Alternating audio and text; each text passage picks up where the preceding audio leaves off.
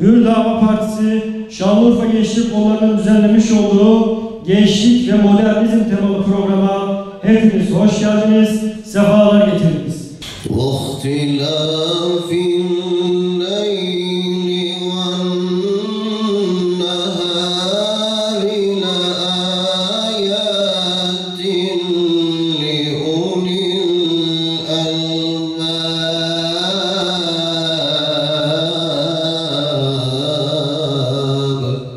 Hicrandır, mirasımız mahkumdur, mahzundur, perişandır.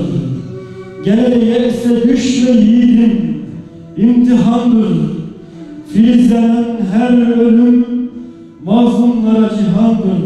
Maddi ve manevi olarak büyük bir buhran içerisinde olan gençlerin sorunlarına dikkat çekmek amacıyla burada bulunuyoruz.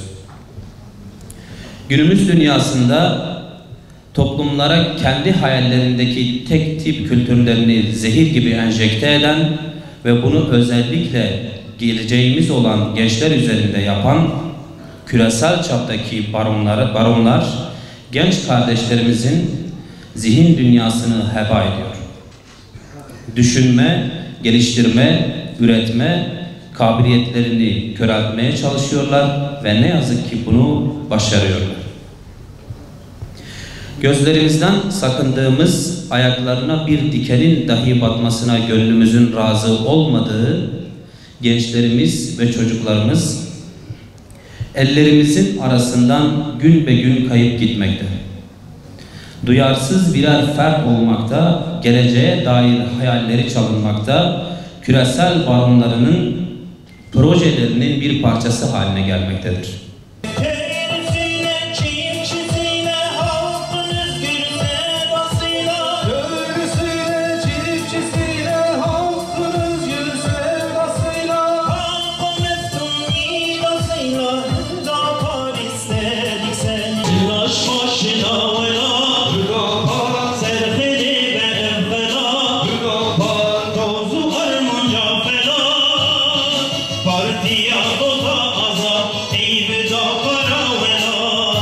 Kendi çağını aşıp kuşaklara dahi sığmayacak. İslam coğrafyasının tamamında şu anda hem ferdi hem içtimai olarak, yani bireysel ve toplumsal olarak sosyal, siyasi, iktisadi, eğitim, yani hayatın bütün alanları ile ilgili maalesef ciddi tehditler altındayız. Yani bu dünyanın şöyle bir resmini gözümüzde canlandıralım. Kendilerini bu gezegenin efendisi olarak gören, her türlü işi yapma yetkisini kendisinde gören, geri kalan insanları da adeta köle gibi gören bir küresel akıl var ve bu akıl elindeki sermaye ile, diğer araçlarla maalesef bütün insanları baskı altına almış, tahakküm altına almış. Onlar ne isterse insanlar da maalesef onlara göre yaşamak durumunda kalıyor. Özellikle küresel emperyal güçlerin bir hedef kitlesi var ki onun üzerine bizim çok yoğunlaşmamız lazım. O hedef kitlesi de gençlerdir. Evlatlarımızdır. Yani bizim geleceğimiz. Nasıl yapıyorlar? Özellikle bu çıkar ve menfaata dayalı sömürü çarkının ağa babaları ne diyorlar kurmaşlar? Gıragır mı diyorsunuz? Ekabirleri 3 ana Üstad Bediüzzaman'ın da işaret ettiği, bakın yıllar öncesinden işaret ettiği 3 ana unsur üzerinden bizi vuruyorlar. 1. Cehalet, 2. İhtilaf, 3. Fakirlik. Dünyanın herhangi bir yerinde ya da neresinde olursa olsun eğer bir sorun varsa biliniz ki arkasında bu 3 sebepten biri vardır. Modernizm ya da modernite 17. yüzyıl yaklaşık o civarda Avrupa'da, Batı dünyasında ortaya çıkmış bir toplumsal değerler sistemidir. Nedir bu modernite ya da modernizm? Aslında modern denilince insanın kulağına hoş geliyor. Ya işte modern, çağdaş. Yani aslında biraz işte yenilikçi gibi kulağa hoş gelen şeyler var. Ama aslında iş öyle değil. Yani modernite temelinde ferdiyetçilik, çıkar, menfaat, tüketim çılgınlığı ve daha kapsamlısı dünyevileşmeyi barındıran bir değerler sistemidir. Bakın bu saydığım şeyler son derece önemli hususlar. Neydi birincisi? Ferdiyetçilik, yani bireyselcilik. 2. Menfaat ve çıkar birliği. 3. Tüketim çılgınlığı ve bunu daha kapsayan dünyevileşme. Aslında temelinde bu var modernitenin.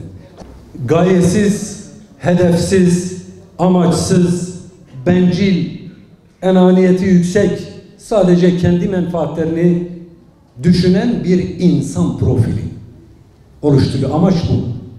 Bu küresel emperyal güçler dedim ya, yani bütün insanları ama özelde de genç nesli hedef alıyorlar.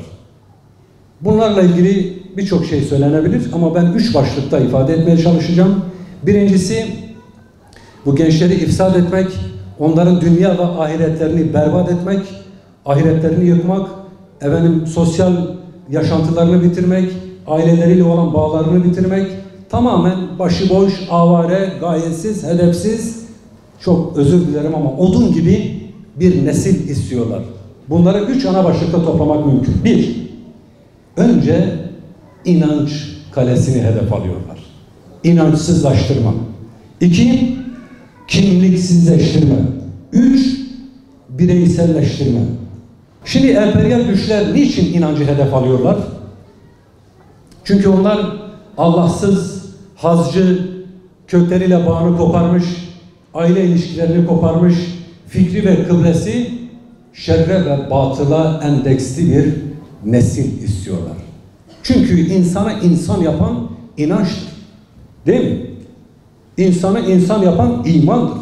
İnsanı insan yapan Allah'a olan bağlılığıdır. Eğer siz o inancı insanın kalbinden söküp atarsanız, gönlünden, aklından söküp alırsanız o insan insan olmaktan çıkar. İnsaniyetini kaybeder. İnsaniyetini kaybeden fıtratını tahrip etmiş olur, bozmuş olur. Dolayısıyla kolay lokma olur. Artık ne verirseniz onu alır. Onun için bunu çok ciddi şekilde maalesef hedefe koyuyorlar ve biz bazen bunun farkına da varamıyoruz. Ferdiyetçiliği şu anda bize dayatıyorlar. Çünkü bireyselcilik yaygınlaşırsa kontrol kolaylaşır. Bireyselcilik, ferdiyetçilik kişinin kendisinden başkasına güvenmemesi demektir. Kendisinden başkasına inanmaması demektir. Kendisinden başkasıyla yan yana gelmemesi demektir. Dolayısıyla bütün gençleri, hepinizi bu ferdiyetçilik tehlikesine karşı uyarıyorum. Eğer biz ferdiyetçiliğe karşı bir direnç ortaya koyamazsak gücümüz zayıflar. Çünkü Üstad Bediüzzaman'ın güzel bir ifadesi var. Diyor ki 4 tane biri alt alta koyup toplasanız 4 eder. Yan yana koysanız 1111 kuvvetinde bir güç ortaya çıkar. Demek ki kuvvet yan yana durmaktadır. Demek ki güç birlikte hareket etmededir. Biz ayrı olduğumuzda zaten onların işine daha kolay geliyor. Tabi burada hedef şudur. Müslümanların biliyorsunuz yani Allah'a karşı vazifelerini yerine getirebilmeleri için mutlak surette bir güç birliğine ihtiyaçları vardır. Bir akıl birliğine ihtiyaçları vardır. Bir istişare mekanizmasına ihtiyaçları vardır.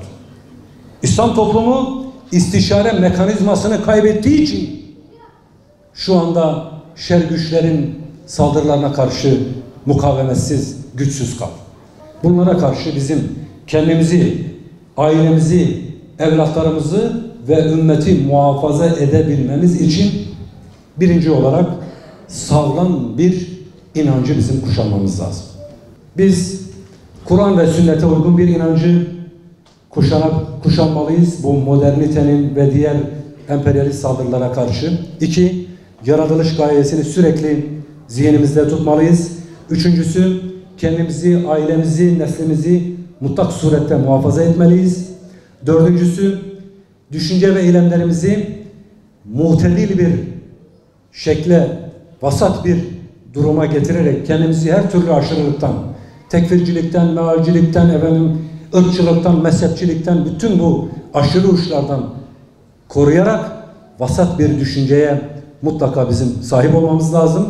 Bunlara karşı mücadele edebilmek için, daha doğrusu direnebilmemiz için ve en önemlisi de akıl birliği, fikir birliği, eylem birliği ki İslam buna cemaat ruhu diyor. Mutlaka bu ruhu bizim sürekli canlı tutmamız lazım.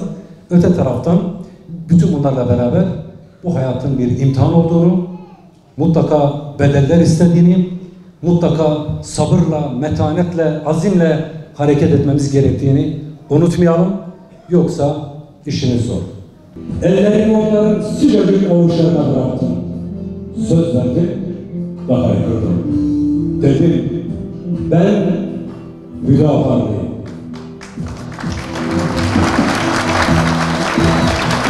Müdafaanın gençleriyiz, bu yolun neferleriyiz. Mehmet Yavuz örneğimiz, Allah dedi çıktı yola. Mehmet Yavuz örneğimiz, Allah dedi çıktı yola.